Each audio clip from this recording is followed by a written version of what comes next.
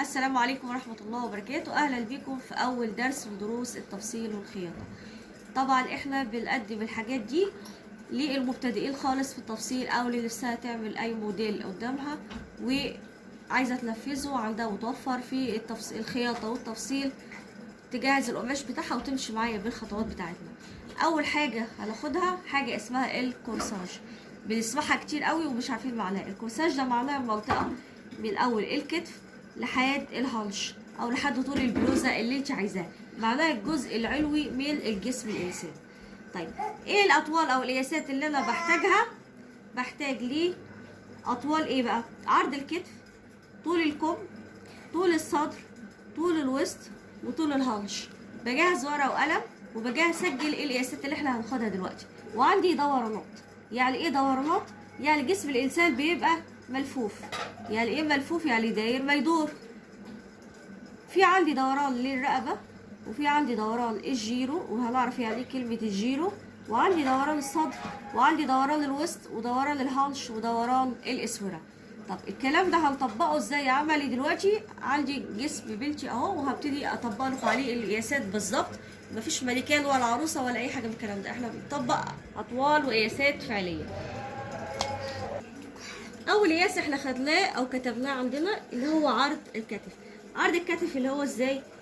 من العظميه دي للعظميه دي، القابوره دي والقابوره دي للكتف الواحد. بناخد القياس من الاول هنا وبعدي على منطقه القفا ديت وباجي عند اخر الكتف من هنا. طبعا القياس عندي بيبتدي من عندي من الواحد الى 150. ده شريط القياس ده مهم جدا، حتى لو انا ما بعرفش اقرا الارقام باخد المنظر ده او بقيس بفتله او اقيس بدباره او اقيس بخيط اللي عندي وببتدي ان انا اطبقه عندي على القماش على طول. باخد من اول عرضه الكتف دي لحد عرضه الكتف ده المنظر ده. وطبعا ما اخدش قياسات على بلوزه، لان البلوزه زي مثلا زي اللي انتوا شايفينها دي كمها ساقط يعني منها فيها، ما ينفعش اخد طبعا قياس عرض الكتف منها. وعرض الكتف ده بيترتب عليه بقيه كل القياسات. اجي عندي من اول الواحد لحد هنا وبرفع القياس، عندي رقم وصل معايا اهو لحد 30 زي ما هو 30 بروح كاتباه عندي في عند عرض الكتف واكتب 30.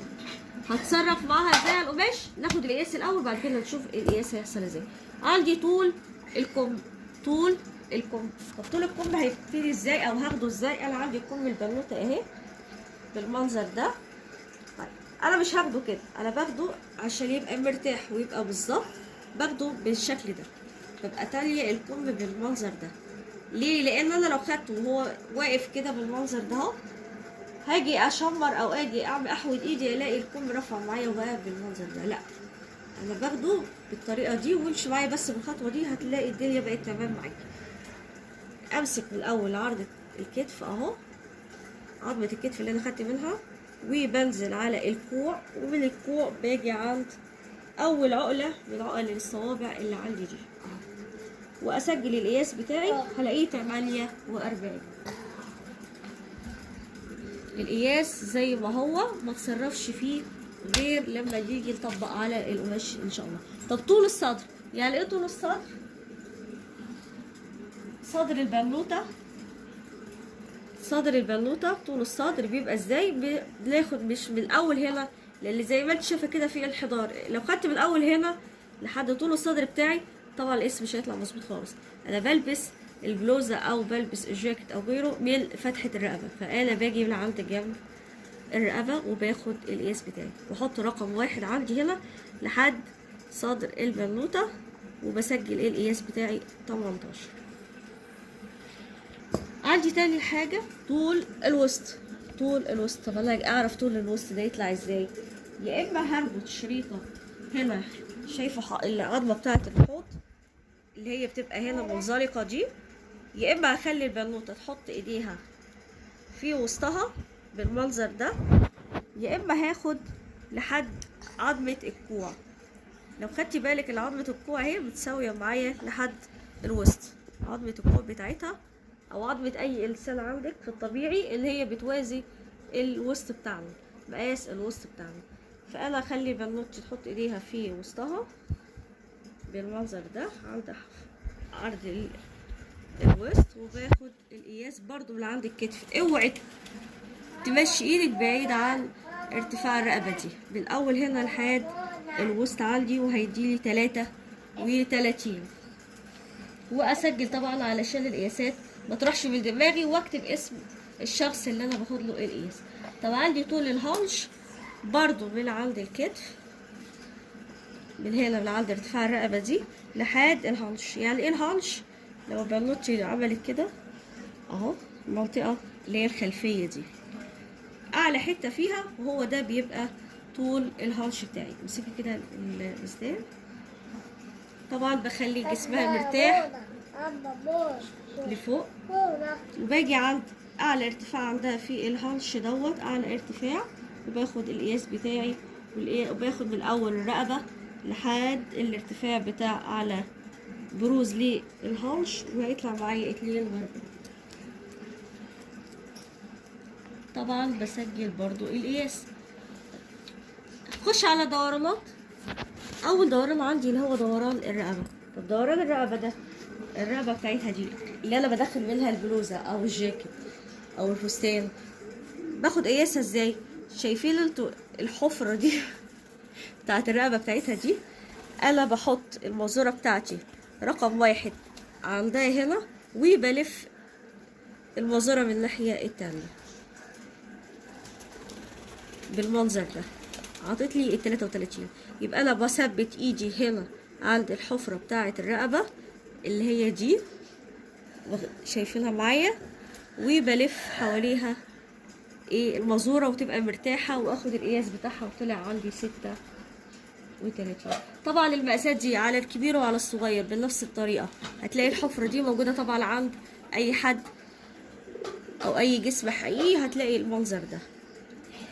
يا اما باخد بالطريقة دي اللي انا ببقى حاطة كأنها اسورة او كأنها عقد بيلف حوالين رقبتها، وهو ده برضو هيبقى برضو القياس بتاعها.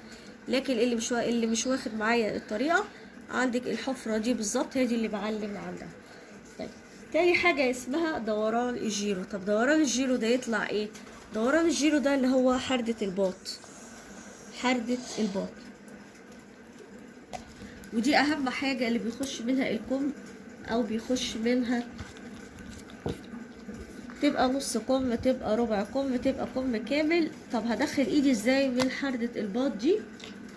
بعد الايد البنوطة، وبمسك الشريط عندي، اهم حاجة اللي يبقى عند رقم 1، وبحط رقم 1 على الكتف من فوق، وبلف المازورة داير ما يدور لحد ما اسلم من الناحية التانية، وهي دي حردة الجيرو، ودي تبقى رقم 27. طب في طريقة تانية للقياس حردة الجيرو هناخدها مع بعض قدام، هقدر اظبط لك الدنيا. طيب الدوران اللي بعد كده عندي دوران الصدر. مطرح ما اخدت الاطوال باخد الدورانات، بلف المازورة بالمنظر ده داير ما يدور منطقة الصدر عندي، وبسجل برضو القياس بتاعها 61.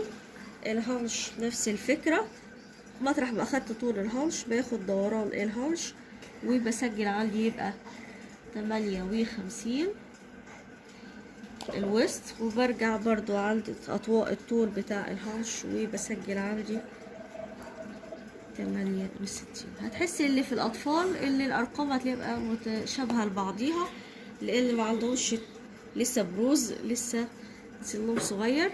واخر حاجه عندي دوران الاسوره. طبعا مش باخده من هنا، انا مش بلبس الكم من هنا، انا بدخل الكم من الاول الايد، باخد دوران الاسوره من فتحه الايد ديت. طبعا بظبط الايد كده، وبحط رقم 1 عندي، وبلف عليه المازورة ويجيلي 17. طبعا دي اهم حاجة في قياسات الكورساج بتاعي.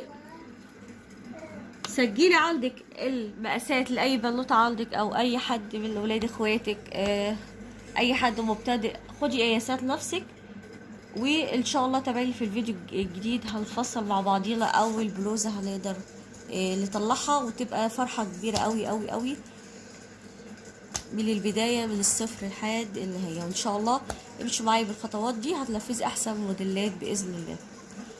عايزة اشوفكم الحصة الجاية، وان شاء الله يبقى معاكي القماش ويكون معاكي جاهزة القياسات بتاعتك، للمنطقة العليا دي من جسم الإنسان. أنا عايزة أوريك الجسم أهو لحد منطقة الحوش دي بنسميها الكورساج. وهننفذ مع بعض أول بلوزة للعيد إن شاء الله. أشوفكم في الدرس التاني بإذن الله من سلسلة دروس ازاي تفصلي بلوزة أو تفصلي فستان ليكي ولبنوتك ولكل حبايبك. والسلام عليكم ورحمة الله وبركاته.